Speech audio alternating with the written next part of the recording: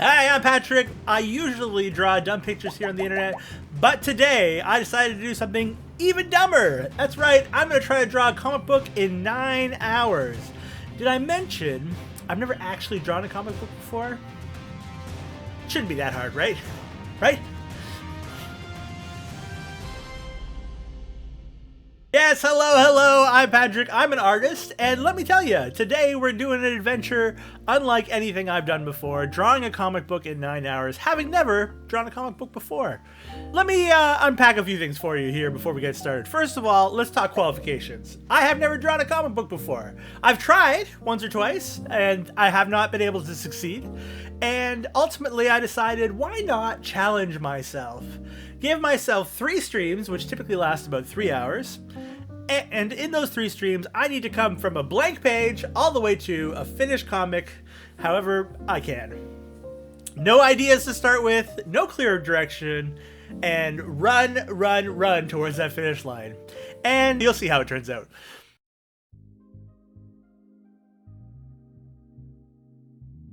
So to get started, I sat down with my live stream on day 1 with a blank page and said, what kind of comic do we want to write? Now, I had a few little tidbits of thoughts that were in my brain. Number 1, I'd watched this guy Kesh over on YouTube, and he had done something like this, and he used this great idea of using a story that already existed and trying to just like wrap that into a comic book so you didn't have to write anything.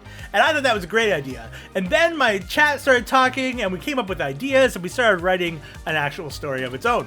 So we came up with 3 basic ideas. Idea number 1 was sort of a horror comic. One of my people in the audience really loves a good horror comic, and so we were thinking about like looming death following a character and having a great time, you know, spooking it up on the page.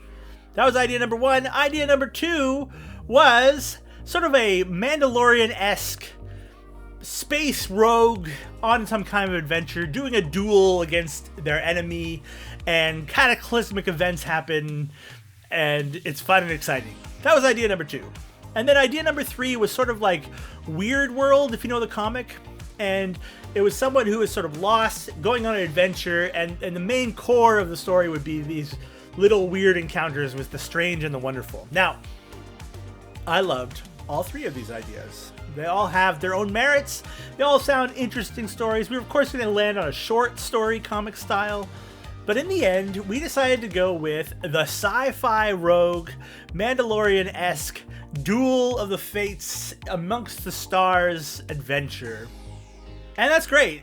But then we also needed to have a story. So we sat down and we worked on a 3-act story. Because that's how good stories are made. We needed, of course, an introduction, a middle that reaches a climax, and then a resolution.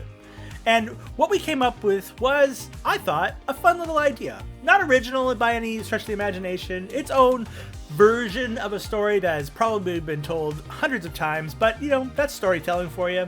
And so we decided to have a hero meeting a villain for a duel. And in the course of that duel, the space station they were on would explode, creating a singularity, in which the character would then have to run to his ship to take off, but of course the villain has the upper hand and gets to his ship first, turns it on, and lo and behold, the ship doesn't actually work because our hero tampered with their ship, and our hero takes off the victor, and we sort of zoom in on a space carburetor that they took off of the ship. And that was kind of it, like a really basic structure. 2 characters meet in a duel, space station explodes, have to run away, villain thinks they've won, hero has already done the hard work to win.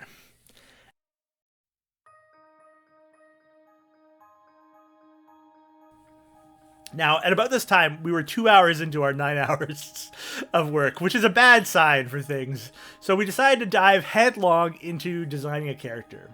So we came up with a list, and I need to find the list. A list of qualities, things that we wanted this character to be around. The list included things like sort of an 80s hypercolor, over-the-top style. We wanted them to be a non-binary character that didn't necessarily tailor specifically to a gender. We wanted them to be roguish. We used a couple character types to help us. More of a Peter Quill than a Mandalorian. More of a, Han Solo than a Luke Skywalker. Really with the rule of cool being the thing that dominates their life, and them sort of living into that cool as much as they can in every single moment. And we also wanted them to have a robot arm, because, robot arms are cool. We also did some quick brainstorming on the villain, but we didn't have a lot of time to design them, so we put more energy into our main character. I wanted to work on the main character a lot because I wanted them to be a good image to hold the whole comic book together. That if everything else was a disaster, if everything else was, so rushed that it was awful, our main character at least communicated a lot about the world and about the ideas and brought a lot to the table. We collected a bunch of reference images for our character. We worked on a bunch of, style ideas, and then worked on iterating them across a number of sketches, then finally slowly refining that character down, and then trying to do a color test or two to land with this lovely character. They ultimately get named Exofox Esquire, but that doesn't happen till well past the time that the comic is done. Because I ended up falling in love with this character a little bit. They just seem really cool to me, and I really like them. I hope you like them too. And that was actually the end of our first stream. And it was in this moment that I thought to myself, I have made a big mistake. There is a lot left to do. First of all, we need our villain. We haven't designed them yet. We need to put a comic together on paper. I've written a story, which is very simple. I haven't written any words for the story, just outlined a story, to be clear. I have a character. I have a sense of what's supposed to happen, but I've never actually done action on paper. I've never actually written a comic book style story. I've never actually done layouts for a comic book, or let alone refined, inked, colored text, all those things. And we only had about 6 hours left.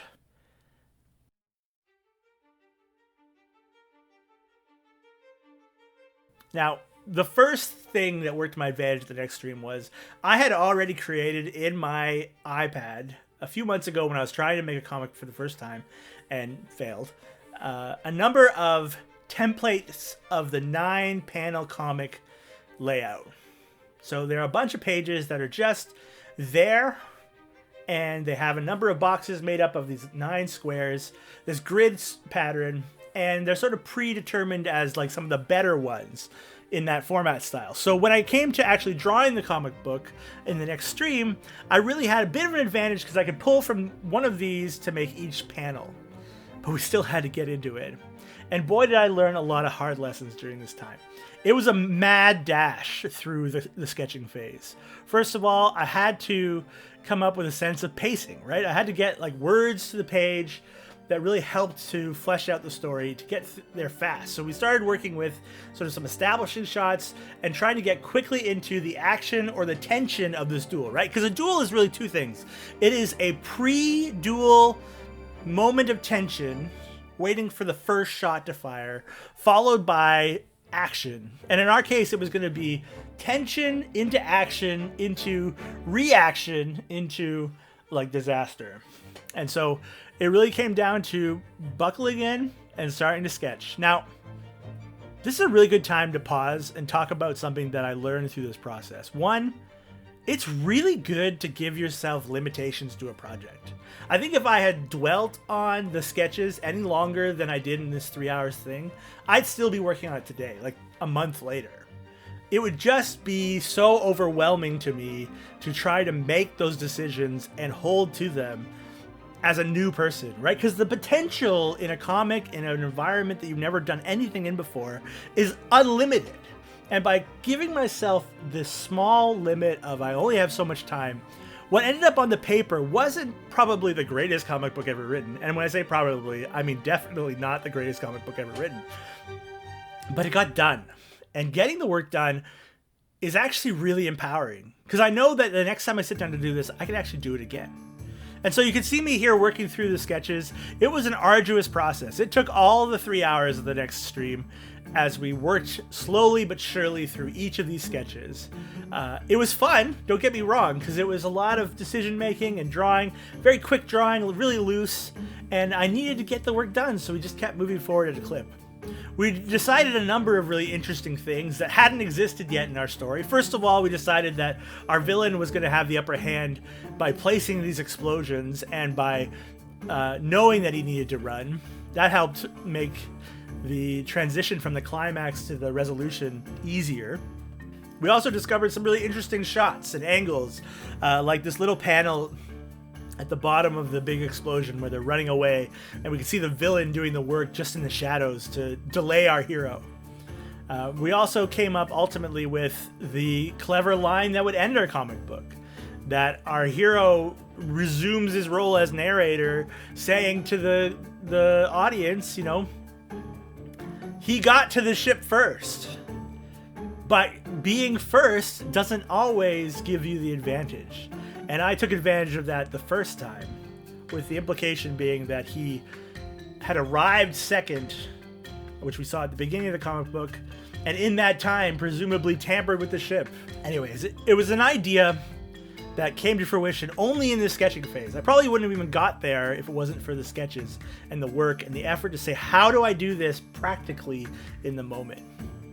And at the end of the 3-hour stream, we had a fully sketched comic. You can see some of the sketches here, and I was really proud of where I was at, and I was also mildly terrified with what was to come, because we only had about 3 hours left. We had gotten to about, I think, 8 pages and 35 panels, which we would need to ink, color, and put text on.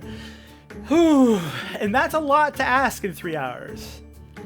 But I was up to the task, and I wanted to follow through on my commitment. And so a week rolled by, and I sat down with the sketches to start inking.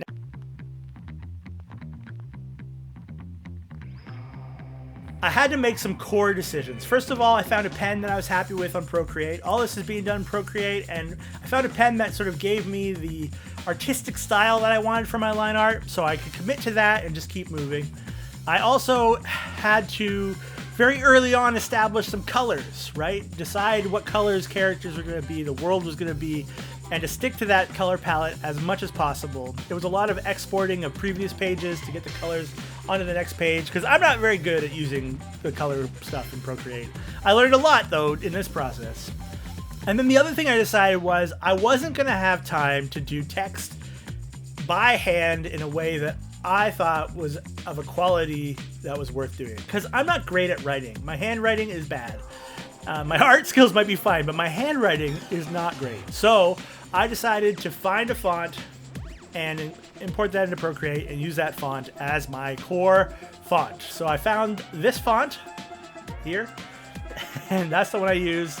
It's a free font. You can find it on the interwebs. That's where I found it. And yeah, we dove into the process of coloring, and it was just head down hard work to get from where I was to where I wanted to be. Now here's the confession moment. It did not take me 9 hours to finish coloring. That is to say, when the 9-hour mark rolled around, I had to stop. And when I stopped, I was not quite finished. So I took an extra hour off stream and finished up the basic coloring. And this is ultimately my final comic. Now, I'll show you some of the pictures panels here. You can actually get the final version of this at the link below in the comments. You can look at it. But yeah, I did it. I mean, it took me an extra hour, and I'm fine with that. Part of the reason why we did this challenge was to push myself to finish a thing just because that's valuable. And let me tell you, looking at it now, I am wildly impressed with myself. Not to toot my own horn, which I obviously am doing, but I can't believe I did that. I had such limited time, limited experience, and no idea how this was going to go. And it got done. And I actually like the character I made. Exofox Esquire seems real fun. I drew a couple extra pictures of them since, and actually I'm working on another comic now because I just want to keep growing in this skill because it's actually quite fun to do. I even went back and did a high quality finish, an extra pass. It took me an extra 4, 5, 6 hours to do a really clear pass of the comic. If you want to take a look at that, I have it available on my website for download for a small fee, $1. It's not expensive, but if you're interested, in supporting the work or just checking out what the full version looks like, here's a couple images now, but you can actually go there and pick it up. And yeah, if you like this character, I would love to hear your thoughts on this process, what you thought looked great, what you thought I could work on. I'm trying to grow as an artist, and these challenges are pushing me out of my comfort zone, and I really like that. I also really want to keep trying to make these comics, so I've started work on a second one, and maybe a third. More on that to come, I suppose. So if you want to, hit the subscribe button and take a look at, you know, what we got going on in the future. There's always more things to come. This has been my comic book in 9 hours. I did it. If you have other ideas for cool challenges for me to try, I do them on my live stream, usually on Thursdays. I stream Tuesdays and Wednesdays as well, but Thursday is challenge day. If you have ideas, let me know. I'd love to hear what kind of grand challenges you have for me. Please be kind. And yeah, that's going to be it for today. Thank you so much for being here. And of course, till next time, keep being awesome. Bye.